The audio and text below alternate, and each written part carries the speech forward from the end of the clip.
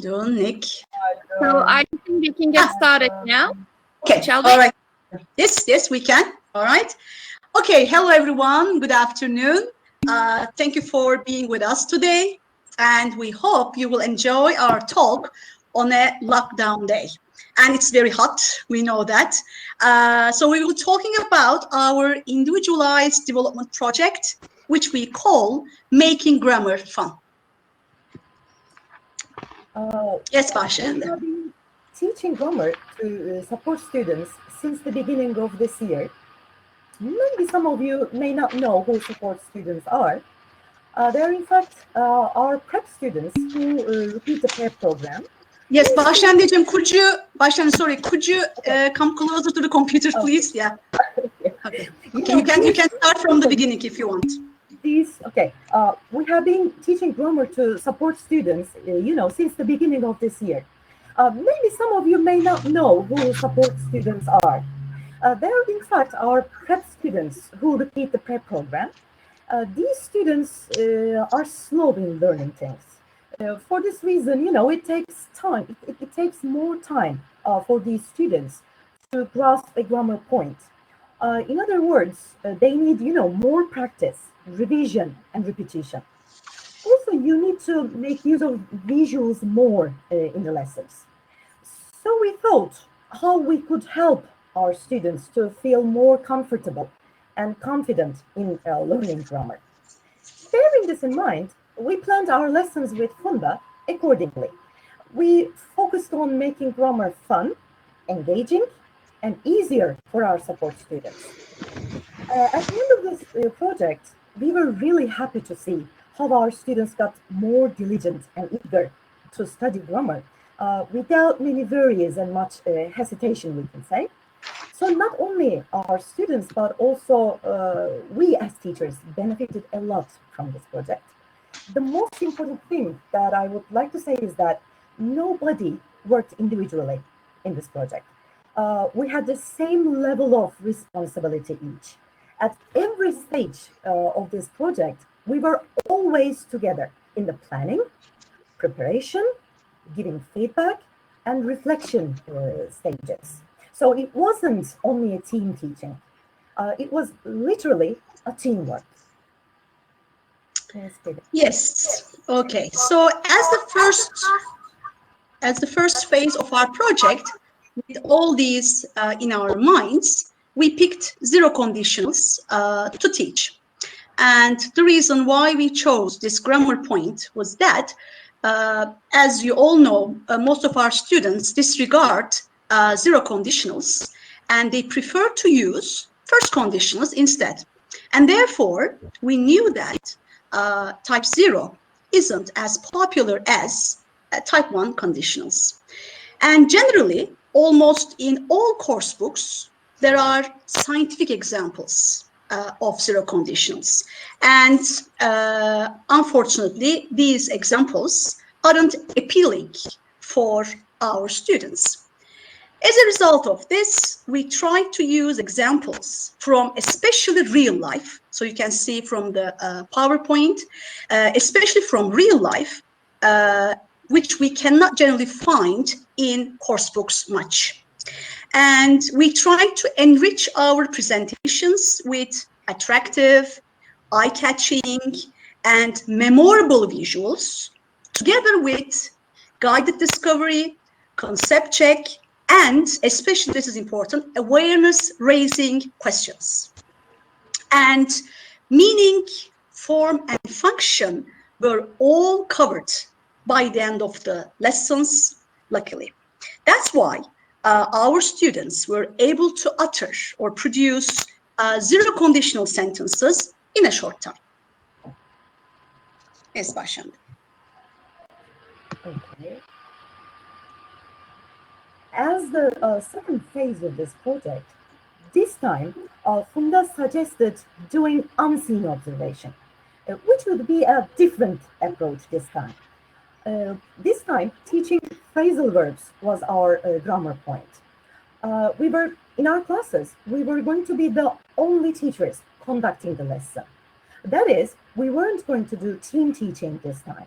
We were going to do our lessons using Funda's lesson plan and materials. We just added some visuals for this lesson. So this was another new experience for us. After we finished the second phase of our project, Funda also sent us 2 articles on reflective teaching, which was full of inspiring and helpful teaching ideas, also insight into how to reflect and take actions accordingly. Therefore, reading these articles broadened our horizons. After we read them, we had a meeting with Funda where we discussed and shared our opinions. And in this lesson, as a second phase of our project, in this lesson where we aimed to teach the phrasal verbs, this time we used Menti. So as you all know, it's a technological teaching tool. Most of us use this technological tool in our classes. And using technology in our classes with support students especially made our students very happy and especially very focused. And with every phrasal verb, as you will see in the upcoming presentation, in every phrasal verb, we used eye-catching visuals that clearly explained the meanings of the phrasal verbs. And also, as you see, we added raising awareness questions and concept check questions that clarified the meaning of these phrasal verbs. And these phrasal verbs were the confusing ones, like look after or take after.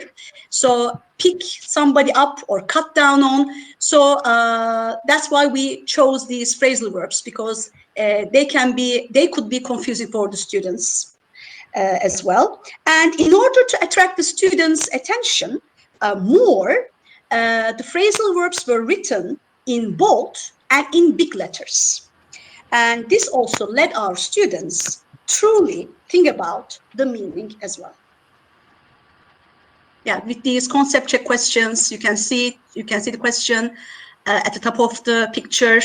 So these questions made our students think and understand the phrasal verbs better, much better. Yes, Bahşende.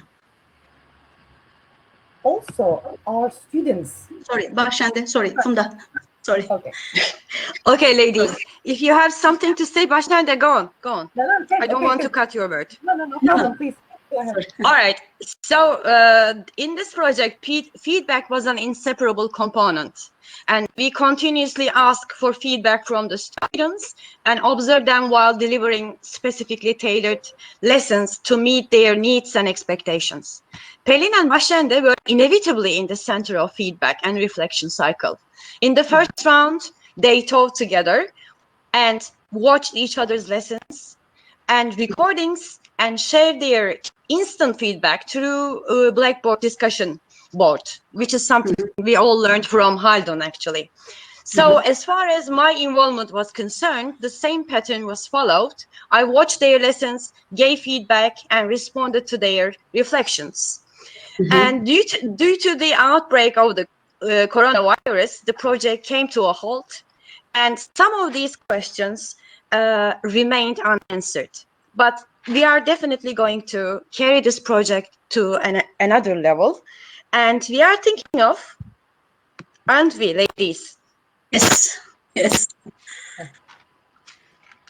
Yes, we can easily write an article or turn this study project into a conversation, into a conference presentation at a later date.